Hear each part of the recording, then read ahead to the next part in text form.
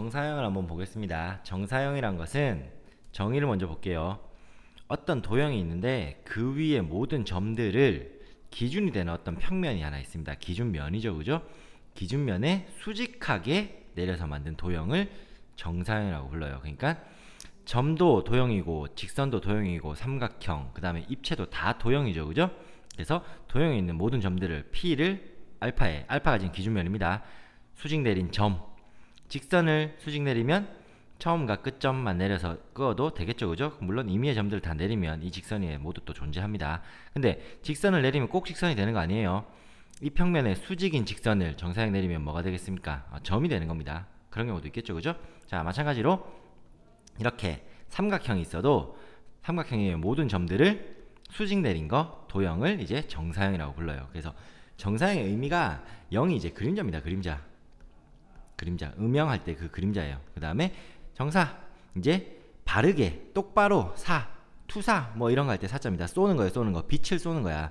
똑바로 빛을 쏴서 생긴 그림자, 즉 요 기준면에 수직으로 막 빛을 비췄을 때 생기는 도형의 그림자. 그럼 이런 입체 반구죠, 그죠? 근데 지금 이 모양 그대로 그림자 만들면 원이 생기겠죠, 그죠? 요런 걸 이제 정사형이라고 불러요. 되겠어요? 자, 그러면 우리가 중점적으로 구할 게 두 가지가 있습니다. 첫 번째는 어떤 선분 같은 거의 정사형의 길이입니다. 그래서 AB라는 선분의 길이가 L이라고 할게요. L인데 얘를 기준면 알파에 정사형을 내린 거야. 그러면 끝점만 내리면 됩니다. 선분 같은 경우는 AB를 수선을 내린 AB-가 이제 A-B-가 정사형인데 이 길이를 이제 L-라고 할게요. 그러면 일단 우리가 이 L- 길이를 구하고 싶은 거야. L을 할 때. 그러면 알아야 될 게 직선과 평면을 이루는 각입니다. 직선과 평면을 이루는 각이 연장했다고 치면 이렇게 수선 내려서 여기가 세타 되는 거죠, 그죠? 그죠? 근데 이거랑 지금 평행하게 그으면 여기가 세타일 거 아니야. 그러면 이것도 L-겠죠. 즉 L분의 L-가 얼마 나오는 거야? 코사인 세타 되겠습니까? 즉 L-는 원래 길이의 코사인 세타, 직선과 평면을 이루는 각에 대한 코사인 값을 곱하면은 정사형의 길이가 나오는 겁니다. 넓이도 똑같아요. 어떤 ABCD의 넓이가 S 있는데 정사형을 떨군 요 밑에 사각형의 넓이를 S 다시라고 하면 평면과 평면, 요 S가 있는 평면과 기준이 되는 베타 이 평면과의 이면각이 있겠죠, 그죠? 면과 면 사이의 각, 이 이면각을 세타라고 하면 역시 코사인을 곱해준 게 정사형의 넓이입니다. 되겠습니까? 자, 그러면 이제 이 두 가지 간단한 공식으로 문제들을 풀어볼 텐데 굉장히 중요해요. 한번 볼게요. 위에 나오는 거랑 똑같은 얘기 나왔죠, 그죠? 자, 16번 보면은 한 모서리 길이가 2인 정육면체에서 대각선 AG가 있어. 그럼 대각선 길이는 뭡니까? 2루트 3이겠죠, 그죠? 이건 공식이죠, 그죠? 자, 2루트 3인 이 AG를 밑면에 이루는 각의 크기가 세타라고 하고 코사인 세타를 구하래. 반대로 가는 거야. 무슨 말이냐면 이 AG를 밑면에 정사형을 떨구면 뭐가 됩니까? G는 수선을 떨굴 필요가 없죠. 밑면이랑 만나니까. A를 수선을 떨구면 E가 되겠죠, 그죠? 그러면 즉 EG가 요 AG의 밑면으로의 정사형이잖아. 그러면 얘 각이 길이가 2루트 3이고 요 길이 얼마예요? 2루트 2죠. 그 다음에 여기가 세타잖아. 그러면 우리가 정사형 공식은 2루트 3이 잘못 썼죠, 그죠? 정사형의 길이인 2루트 2가 원래 길이인 2루트 3의 코사인 세타를 곱하는 거잖아, 그죠? 이 코사인 세타를 요 식에 의해서 반대로 구하는 거야. 반대로 구한다는 뜻이 원래는 이제 길이를 알고 그 다음에 직선과 평면 사이 각을 알아서 두 개 곱하면은 정사형의 길이가 나오는 공식이었죠, 그죠? 근데 어차피 성분이 3개잖아. 나머지 2개를 알면 다른 하나를 구할 수 있는 거니까 원래 길이랑 정사형의 길이를 루트 2를 이용해서 각을 구하는 겁니다. 무슨 말인지 알겠습니까? 즉 위에 보면은 요게 그 부분이에요. 길이와 넓이 공식이 원래 길이의 각을 곱해서 코사인을 곱해서 원래 넓이의 코사인을 곱해서 정사형의 길이와 넓이를 구하는 건데 반대로 정사형의 넓이 부분을 볼게요. 원래 넓이와 정사형의 넓이를 알면 두 면 사이의 각에 대한 코사인 값을 알 수 있다고. 즉 두 면 사이의 각은 이면각이었죠. 그러니까 이면각을 구할 때도 우리가 이 정사형의 넓이를 활용할 수가 있다는 얘기예요. 자, 얘를 한번 또 예제를 보면서 또 보겠습니다. 한 모서리 길이가 1인 정사면체가 있는데 MN이 AD랑 BC의 중점이래. 여기가 뭐 2분의 1, 2분의 1 이렇게 되겠죠, 그죠? 자, 문제가 뭐냐면 MN의 BCD 위로의 정사형의 길이를 구하래. 그러면 정사형을 할 때는 그냥 선분 같은 거는 양 끝점을 BCD 위에 수선 떨구면 됩니다. 그러면 N 떨구면 그냥 N이겠죠. 붙어 있으니까 M을 떨구면 여기 어딘가 떨어지겠지. 그치? 떨어지는 점을 구해서 요 길이를 구하라는 거야. 근데 이걸 굳이 요 길이를 따로 구하고 여기 각을 구할 필요도 없어. 정사형을 떨어뜨렸을 때 물론 이 길이 알고 여기 각 알면은 이 길이에 코사인 세타 곱하면은 길이 나오는 거죠, 그죠? 근데 그렇게 할 필요 없이 어디에 m이 수직으로 떨어지는지만 알면 여기를 바로 구할 수도 있다고요. 왜냐면 정사면체가 면이 전부 다 정사각형이잖아. 자, 그러면 이런 거 풀 때 우리가 어떻게 하냐면 쌤이 이렇게 한번 그려볼게요. B, C, D 지금 뭘 그린 겁니까? 밑면을 그린 겁니다. 근데 갑자기 뜬금없이 여기 가운데 무게중심에 A라고 쓸 거예요. 이게 뭐냐면 이 정사면체를 BCD 위에서 수직으로 위에서 본 그림이야.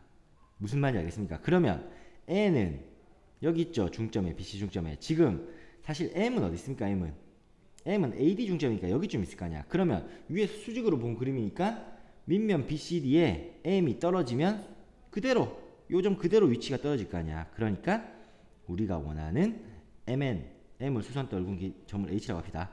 밑면만 그랬을 때 이제 이거 지워버리고 밑면만 그랬을 때 밑면에 무게중심이 있을 거고 그 무게중심과 D의 수직 2등분 자리에 저 H가 생긴다는 얘기예요. 즉 NH 길이는 요 길이인 겁니다.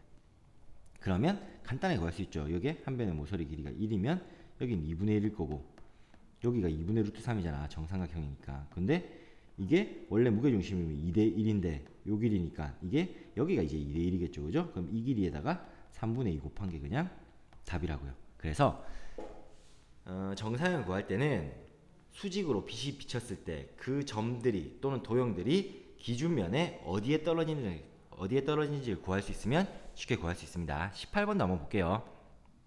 자, 18번을 보니까 한 변의 길이가 2인 정삼각형을 밑면으로 하는 정삼각 기둥이 있대. 지금 ABC가 밑면이 정삼각형이고 기둥이니까 똑같이 올라가는 거야 사실은. 근데 D2-F가 이제 원래는 이제 윗면입니다. 근데 이 정삼각 기둥을 밑면과 30도의 각을 이루는 평면으로 잘랐대. 자른 거야. 여기 30도 되게 슬라이스를 친 거라고. 이때 DEF 넓이 구하래. 그러면 봐. 우리가 ABC 넓이 구할 수 있겠죠. 당연히 한 변의 길이가 2니까 정삼각형이니까. 그러면 요 삼각형의 넓이를 구하고 싶어. 요 삼각형의 넓이를 밑면에 정사형을 떨어뜨리면 그냥 뭐가 됩니까? ABC가 되죠. 근데 이 면이랑 DEF랑 밑면 사이에 이루는 각이 몇 도? 30도라고. 그럼 봐. 정사형의 넓이 4분의 루트 3 곱하기 한 변의 길이 2의 제곱은 됐습니까? 이게 정사형이죠. 뭐에? DEF의 밑면으로 정사형이 ABC잖아. 정사형의 넓이는 원래 넓이 삼각형 DEF 넓이에다가 뭘 곱한 거? 두 면이 이루는 각의 코사인 값을 곱한 거. 근데 30도라고 문제에서 줬어요. 그냥 이거 계산하면 끝이라고요. 되겠어요? 자, 19번 조금 다릅니다. 반지름 길이가 2고 높이가 10인 직원기둥인데 그냥 직원기둥은 우리가 아는 원기둥이에요. 이 원기둥이 평면 알파랑 30도 각을 이루면서 비스듬하게 있대. 이때 직원기둥의 알파 위로의 정사형의 넓이래. 부피가 있는 입체죠. 근데 정사형을 떨구면 뭐가 된다? 기준면의 그림자가 평면으로 생긴다고. 자, 그러면 여기서 이제 이렇게 빛이 수직으로 들어온다고 생각하고 얘의 그림자가 어떻게 생길지를 이제 그리면 되는 겁니다. 무슨 말인지 알겠어요? 자, 그러면 얘는 해설 그림이 워낙 이쁘기 때문에 해설 그림을 볼게요. 자, 여기 이걸 윗면이라고 할게요. 윗면과 밑면의 중심이 있는데 자, 여기 중심을 기준으로 절반을 쪼갰죠. 됐습니까? 자, 이 절반원만 지금 요렇게 그림자가 생겨요. 쌤, 나머지 윗부분 절반원은 어디 그림자가 생깁니까? 그림자가 생기겠지만 여기 이렇게 생긴다고요. 여기. 알겠어요? 근데 이게 요 옆면으로 생기는 그림자가 원기둥이 이렇게 있으면 옆면 그림자는 뭐겠습니까? 당연히 직사각형이겠죠. 그죠? 옆면에 의해서 생기는 그림자랑 겹치잖아. 그럼 이 부분은 삭제되는 거야. 무슨 말이겠어요? 그림자는 겹친다고 해서 이렇게 겹친다고 해서 그림자가 여기 넓이를 다 따로 구할 필요는 전혀 없죠. 그림자가 생기면 딱 그림자는 요 모양만 우리 눈에 보이는 거니까. 무슨 말인지 알겠습니까? 그러면 얘는 그림자가 그림에서 보다시피 요런 식으로 직사각형, 그 다음에 요런 식으로 생기는 겁니다.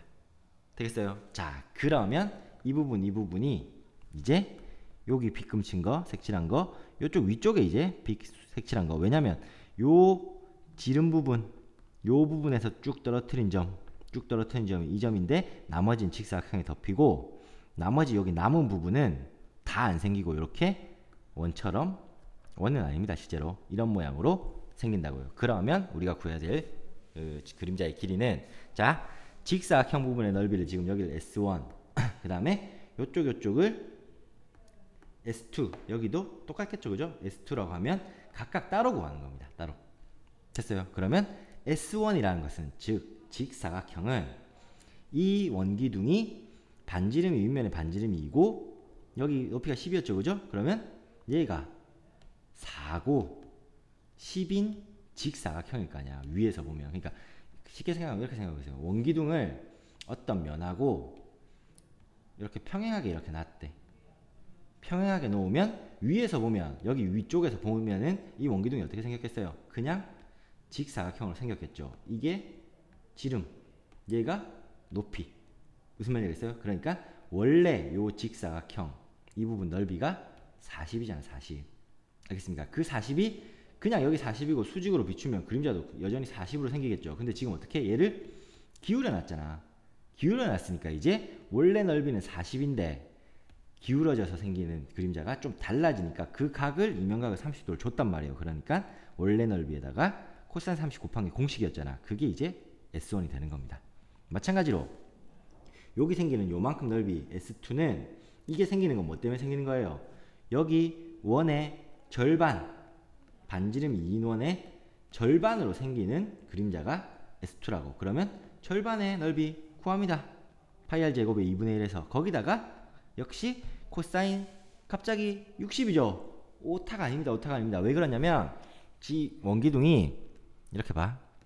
옆에서 보면 이렇게 생겼을 거라고요. 그리고 기준면이 이렇게 돼 있고 여기가 지금 30도야. 여기가 이렇게 이제 문제에서 줬잖아. 이렇게 그었을 때 다 30도라고. 그리고 자, 여기가 다 30도라고요. 근데 그러면 옆면 같은 경우는 이렇게 비추면 밑면하고 30도를 이루는데 요면이 지금, 요면의 절반이 이제 또 그림자를 만드는 거잖아. 그림자를. 되겠습니까? 근데 이 면은 이렇게 그어보세요. 여기가 직각이잖아. 직각이죠. 밑면하고 몇 도 각이에요? 60도 각이라고. 그러니까 여기 원 부분은 넓이를 구한 다음에 코사인 30이 아니고 60을 곱해줘야지 이제 정사형의 넓이가 나오는 겁니다. 그러면 두 개를 이제 S1하고 S2를 2배 한 다음에 더해준 게 정사형의 넓이겠죠.